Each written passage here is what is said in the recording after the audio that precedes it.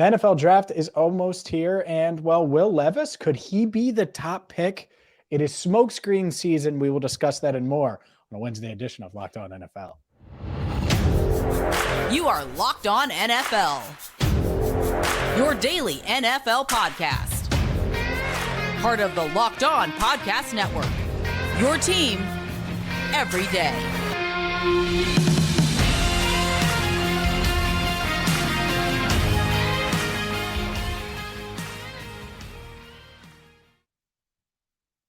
Hi again, everyone, and welcome into another edition of Locked On NFL. He is Tony Wiggins. I'm James Rapien, and let's dive right on in. Thank you so much for making us your first listen, and shout out to all of our everydayers out there that listen to Locked On NFL Daily. Tony, this is Wednesday's show, meaning there'll be one more episode of Locked On NFL before the 2023 NFL Draft first round. Yeah. And let's start with the quarterbacks, because it's something when you were out. By the way, welcome back. It's good to see you. I missed you last week. Yeah, man. I know it. I'm always missing you when I'm not here, brother. You know, Lauren did a great job, of course. Right. And we talked about C.J. Stroud a little bit. That said, Will Levis in the news now, where the odds, based on a Reddit post, betting odds have swung in Will Levis's favor to be the number one pick in the 2023 NFL draft. Now, I don't know about you, but I'm not getting any news on Reddit, and I'm not knocking Reddit, but I am not getting that. I can't believe the line has swung so much. And yet, I do think that there is an unpredictability about this draft where would it completely shock me and floor me if Will Levis went one? Probably one. It would probably floor me. Outside of that, nothing is really going to shock me early on in this draft, because I could see one quarterback going early. I could see multiple quarterbacks going early.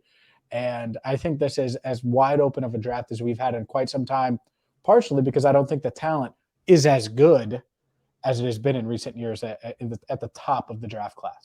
I think there are a bunch of really good players. In fact, I think this draft is full of eights. And more eights, and it goes deeper than a whole bunch of people, a whole bunch of other drafts. But here's what I don't think.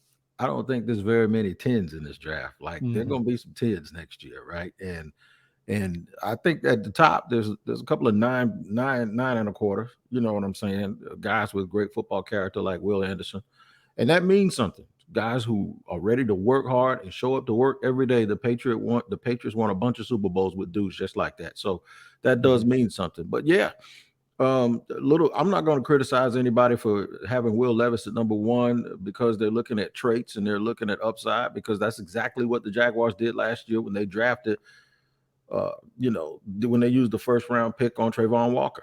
And I've been telling people, it's not, you want to win long term. You don't want to win the night or win the day or even win a rookie year. What you want to do is you want to take the person that you think has the biggest impact over a long period of time. That's what prospect is. It's the likelihood of something happening. So I got to admit, the Will Levis thing shocked me a little bit. Now, I've been hearing rumblings, mainly from somebody that I trust, CBS senior sports writer Pete Prisco, longtime friend of mine. He has been blowing the horn about guys not. So when Pete gets on something like that, it's his opinion and he's strong about his opinions. But the other thing is, and I give him credit for this, Pete knows something, because there's no way you're going to. I mean, he is going in on that every single day, every chance he gets. He's calling. What's he going in on? He's going in on the fact that Levis is a lot better than folks think he is. And folks at some point, folks had him slipping into the second round or whatever. I'm glad you got me back on track. But he has been telling everybody, stop thinking like sheep. The kid is good. He's good, because Pete is more of a traits guy. He's comparing him to Josh Allen. I wouldn't be surprised if Carolina took him number one. I really wouldn't. Wow. They really have to get this right. They have to get it right. They've done this before. They did it with Sam Darnold. That wouldn't surprise you. No. See, because I think if he went 2, wouldn't surprise me. 4 wouldn't surprise me. Team trades up to 3. I'm with you. I feel you. But number one, you think, oh my. Well, the reason is too, like I said, going back to just last year. I get what you're saying. Going back to last year, bro, I had to sit here for 3 weeks and tell people, don't be surprised if it's Trayvon Walker. And I got crushed by national folks that we interviewed, local people in our mock draft. Everybody was like, hey, take a trip. They took him number one, and then it was something that people would put my face on a billboard. And it wasn't really me. They didn't do it because I said it, but I said it because I had a feeling that they were going to do it when you hear them talk. And this is that kind of league, man, because if you want to find a reason to compare him to Josh Allen, that's exactly what you're going to do. I can compare myself to Derek Carr. Derek Carr had a gun of an arm, and he came out of college, and he wouldn't point his feet towards what he was throwing at. And that's exactly the knock on this guy. Now, does that mean if you fix that, he's going to be Josh Allen? Hell no, it doesn't mean that. That's like saying that the Richardson kid is going to be Cam Newton just because he's built like him and he's athletic. That don't mean a thing. And he's not Cam. No, he ain't Cam Newton. No way he's not. People don't remember Cam Newton was a winner. Everywhere he went, he won. So correct. We gotta at some point look beyond this physical stuff and start looking at intangibles. But unfortunately, intangibles don't show up until they get in the NFL. Yeah. Whew. I mean, and I get it, traits and Levis and all of those things. I see Bryce Young traits. I sure do. I like Bryce Young. See Drew Brees. Bryce Young was Drew Brees traits, right? But people say you don't pick Drew Brees number one because of his diminutive his body. I don't agree with it, but this is what the draft is, man. It makes you believe the unbelievable is going to happen. Good luck. You're lost for words. I ain't never in my life seen you like that. No, Carolina, I got a mess. If that's what you want to do, if you want to take Will Levis number one and you gave up all that draft capital, which you might have been able to get Levis where you were anyways, to take Levis number one. And I'm not saying they're going to. I still think that they're going to go Bryce Young. That said, if they do that, good luck. Good luck. You better hope, one, that Levis works out, and two, you better hope Bryce Young isn't better than Levis, because you just gave up all of that capital. And it's really, really interesting. Here's one quick thing before we switch out of quarterbacks, because there's a lot of guys I think you're high on, I'm high on, we want to discuss low on too. Levis puts mayonnaise in his coffee, man. Yeah, he's got. Did you see that? Yeah. Did you see him eat a banana? I saw him eat that raw banana too, and he ate the peel. You taking that guy number one? No. And I'm saying that tongue in cheek a little bit, but I'm also not. Like, what are you doing, man? Mayonnaise in your coffee and then I think a full banana? He might be the first person in a long time we see get on a golf cart right in the middle of the game and go sit on the throne during the game. Wherever he goes, it better not be hot with all that stuff boiling around in his belly on Sunday, and then have to go in there because he got those bubble guts and got to get that stuff out. So, banana peels, mayonnaise, and 100-degree weather. And by the way, with a bunch of gladiators slamming up into you, hopefully wherever he goes, I hope they wear dark uniform. That's all I'm telling you. And with that, he's Tony Wiggins. I'm James Rapien. We're just getting started here. Up next, some other prospects that we're high on, others that we're lower on, maybe the consensus, because as you've seen, there's some risers, at least publicly, and some fallers publicly, and we should continue the conversation with those coming up next. But today's show is brought to you by Built Bar. Built Bar is the number one protein bar on the planet for a reason. It's because it's high in protein, it's low in sugar, it's low in calories, it's perfect for you. So you might not want to eat a whole banana, but you should eat a whole Built Bar because they're covered in 100% chocolate. And they are going to give you the protein punch that you want, and they're going to fit in to your normal macros if you're calorie counting or anything like that. So make sure you check them out, whether it's the churro, peanut butter brownie, cookies and cream. And now you don't need to wait to get a box, by the way, at built.com, which is the perfect spot to go. If you want to order online, you can get them at your local Walmart or Sam's Club. And the Sam's Club option is awesome because you can get a big box and save. Walmart, obviously, if you don't have Sam's Club membership, it is a great option as well. So if you're close to Sam's Club, you can get that 13-bar box, great variety, or at Walmart, they have a 4-bar box as well. And as always, you can get them at built.com.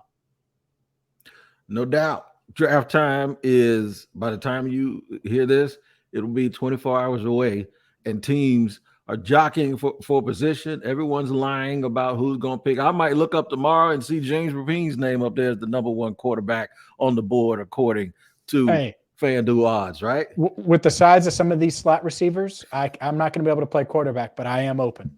I don't know what position I play based on my body at this point. Back in the day, I played wide receiver. That would not happen now. I'd be the shortest tight end in the league. Might have the skinniest calves in the league of a guy over 250. I can't play fullback because I'm not bending down, sitting in that position all day like that with the bad back. Long snapper. There you go. That's it. Because boom, long snapper or old school kicker. Old school kickers were built funny too. So I'll be one of those, right? I might do both. Make myself really, really valuable on one of these franchises. I'll do both. I'll be the long snapper and the kicker. How you if I can possibly do that? I don't know how I can do it, but I'll figure it out. Yeah, I know. I get it. And the knock on me would probably be weight is fine. 5'9", of course. There are guys in this draft that are 5'9". Mm-hmm. Arm length might be a knock. And let's start with a guy whose arm length is getting criticized and could force him down some boards, and not just arm length, but his size overall. Kalijah Kancey. Yeah, man. Who I love, and people compared him to Aaron Donald. The Pitt connection, all of that. I'm not comparing anyone to Aaron Donald. It's unfair. Right. It's just crazy. He's not Aaron Donald. No, Aaron Donald is like a ninja or something. He's like he should like a Marvel comic dude. That's what Aaron Donald is. He's Thanos. And I'm not trying to be mean. I saw him walking out of Paul Brown Stadium when the Bengals had joint practices with the Rams last August. And I took a little video. I posted it on social media. And he literally looks like he's Thanos walking out with all of the Infinity Stones and Avengers. Like, yeah, man. It was wild to see. And people are like, oh my, and of course he's a villain to the Bengals. So they really ate that up. That said, do you think Kalijah Kancey falls? Do you think he's still a top 20 guy? Because I think at the combine, I was like, oh, this guy is going early. And then you saw the measurables, and the arm length is just unprecedented for a first rounder. There's a lot there. So what do you think? Yeah, I think he's going to fall because I think people are cowards. And that doesn't mean that their judgment is off, or I do believe that there's some people that want to stand on the table for that kid, right? But there's some people that's not going to do it, and rightfully so. And when I say cowards, I actually don't mean that in a bad way. What I mean is job security is very, very important, and you can't pick a dude who doesn't possess all of those traits. If he's missing one or two, but he's missing like a bunch of them, right? But there might be a team out there, and I can name a few that have the cachet to say, traits be damned, he can play, I'm taking him. And even if it doesn't work, nobody's going to get mad at him because guess what? They're usually right. Like if Kansas City pops up at 31 and goes, there you go, who's going to say no? Nobody. Because or what if Howie Roseman does it at 31 and he goes, I'm taking him, or 30? What if Howie Roseman does it at 10? Nobody's going to second guess it because it's him. Exactly. Now, if you're not him and you do it, of course people are going to second guess you. You have to have a track record and the cachet and not be afraid and just have the stones. So you're saying if Washington does it, it's going to be a question. They're gonna roll all over them. The Rooster and then will kill them on Locked On Commanders and Harrison. They will wear them out because you just don't trust those teams to be able to make the off the wall sort of outlier decisions. And like you ain't good enough at evaluating the real players with real traits. How you gonna say that dude that without traits is any good, right? So it depends. I think he's gonna be a good pro, but I'm going to be honest with you. I thought Ed Oliver was going to be the next John Randall, and he hasn't turned out to be the next John Randall. So, and that's what people have compared Kancey to. Right, because he has so much quick get off, but the thing that can negate get off and that can negate all of that stuff, all those long arms, 6 foot guys, those big, Kelsey. If they stick you, Jason Kelsey. Yeah, if they stick you, it's over. Done. Landon Dickerson, those big old dudes, man. It's like every time you sit here and imagine, okay, how good this kid is, you have to also imagine this and understand this. This is the NFL, and people like that don't succeed in the NFL because, bang, somebody will stick that hand out and you just can't get past them. So I think with the right scheme, it has to be the right scheme. And if a team is able to rotate him and just use him situationally, like those good teams I just mentioned, then he'll be fine. If a team really, really is in dire straits and they absolutely need a 3 technique because their line is really, really bad and they've been porous defensively, he ain't going to make that. He's not going to change that. He's not going to make that work. He just won't. So he has to be, I think, he has to go to a really, really good team that knows how to situationally put him on the field so that he doesn't get worn down. Yeah. Yeah, I think that's a good point. I'll hit one more on this end that I'm higher on than I think most of consensus. And he's gotten buzz. I've been on him for most of this draft process, especially I talk about the Bengals every day, fitting with the Bengals and their offense. I'm a big fan of Jahmyr Gibbs' game. I think some are going to say, oh, he's 5'9", he's a running back, all of those things. And the fit matters with him. I don't think he's a plug and play. I don't think you could just go to any offense. But these pass-heavy, pass-first offenses, like I've seen him fall to the Chiefs, and people will say, oh, they drafted a first-round running back a few years ago, and Clyde Edwards-Helaire didn't deliver. Fine. But Jahmyr Gibbs is the perfect fit. Like, he's the perfect fit in a lot of teams. Heck, if you guys needed a running back in Jacksonville, I would say that Gibbs would make sense. You don't really need that. I think he's someone 5'9", 199. People are going to overlook.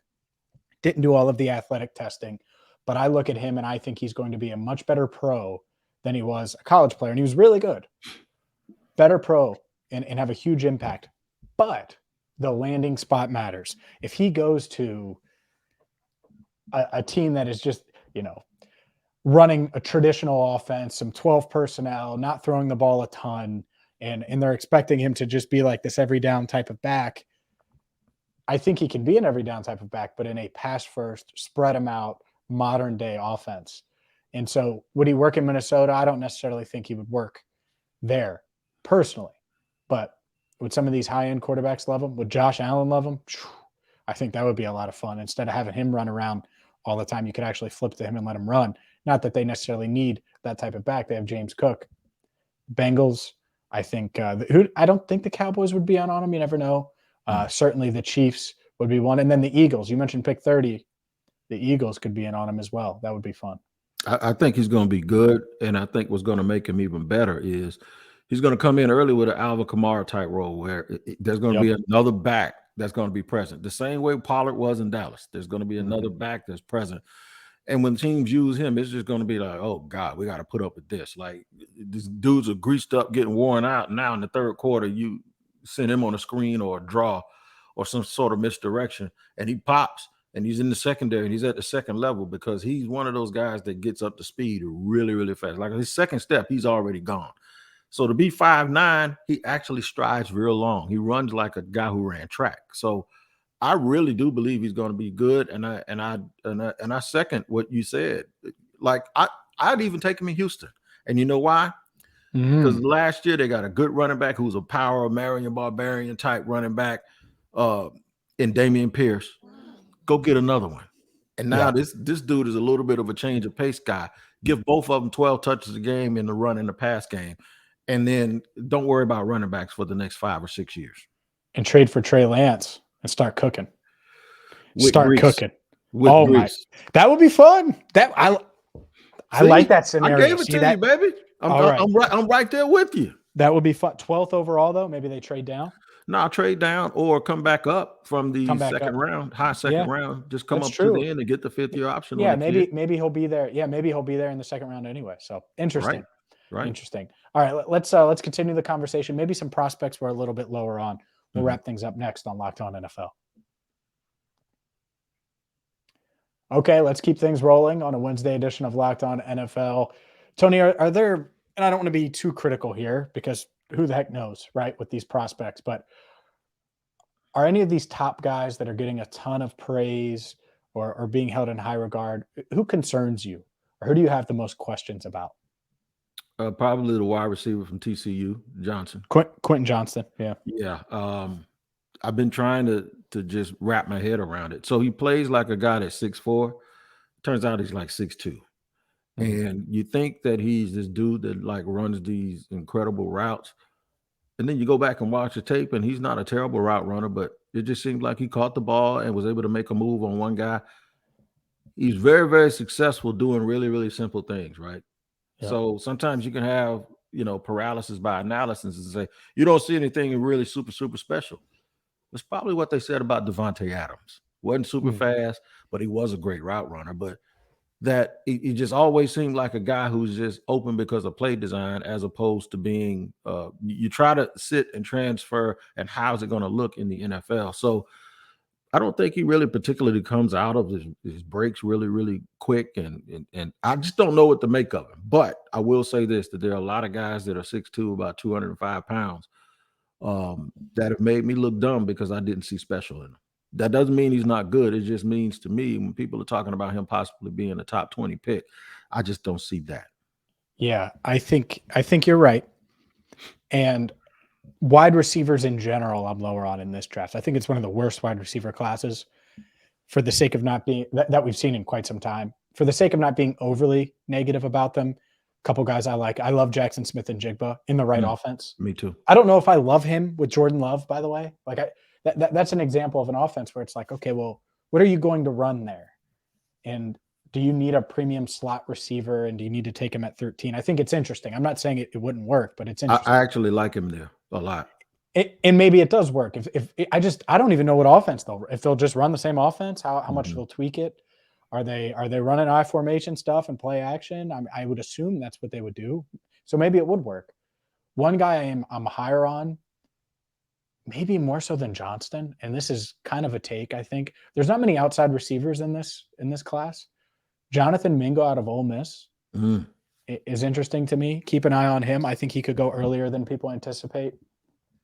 But Jordan Addison, I just don't see it. He's 173 pounds. He's not a burner. And he's got to be a first rounder. So you're not elite at speed. You're a good route runner. That's fine. The only reason he's a first rounder is because of this wide receiver class, if he does make it into the first round. If we're talking about any of these other receiver classes in recent years, I don't think we're even talking about him as a round one guy. He's a day two guy. He might end up being a really good pro, but that's a scary pick. I mean, the Bengals are at pick 28, and I wouldn't even consider him, even though Tyler Boyd's in the final year of his deal, and T. Higgins has a potential contract coming up. He's in the last year of his rookie deal. I see him, and I see nothing but Marquise Lee. Great guy. Yeah. Had some injury problems, but just never was able to distinguish himself. I take Josh Downs before I took him, because I see Josh Downs being a lot of people like Josh Downs. Run after the catch, strong body, compact, can go get the ball if it's a little bit overthrown. Got a real nice catch radius for a small dude, and sort of turns into a running back when he catches the ball. That's who I take over Jordan in a minute. I think George living off the Biletnikoff Award and all of those gaudy numbers that he put up at Pitt, because I watched 3 games of USC last year with the guy who won the Heisman and who's probably the number 1 overall pick next year, or at least number 2 with a bullet in Caleb Williams. I just didn't see anything really, really, really special in him. But I've been wrong before, because I didn't see anything special in CeeDee Lamb when he came out either. But I've been wrong before, but this kid isn't even in that stratosphere. So sure, he's not. No, he's not even in that stratosphere, and I didn't know what was all special about him until I see it now. But he's not even on that level. So I probably wouldn't even touch that kid before the 4th round, to be honest, if it's me. And I doubt if I did it then, because I just don't. People are comparing him to Calvin Ridley, and I just don't see that at all. No, I don't either. And it's look, you're right.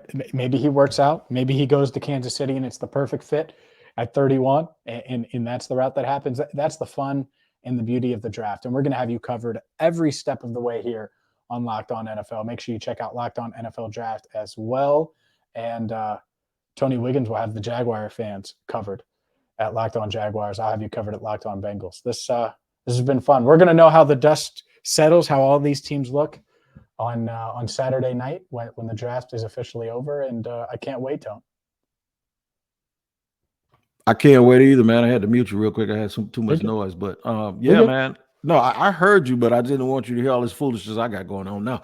I can't wait. It's going to be fun. I've decided I am going to make an appearance at the stadium to the draft party. So please tune in. Make sure everybody locks in the Locked On NFL Draft, Locked On NFL Scouting, all of that stuff, and pay attention to the Locked On NFL that night, because it's going to be huge. But we got another show coming tomorrow, so I ain't going to do all that. Somebody else going to do it.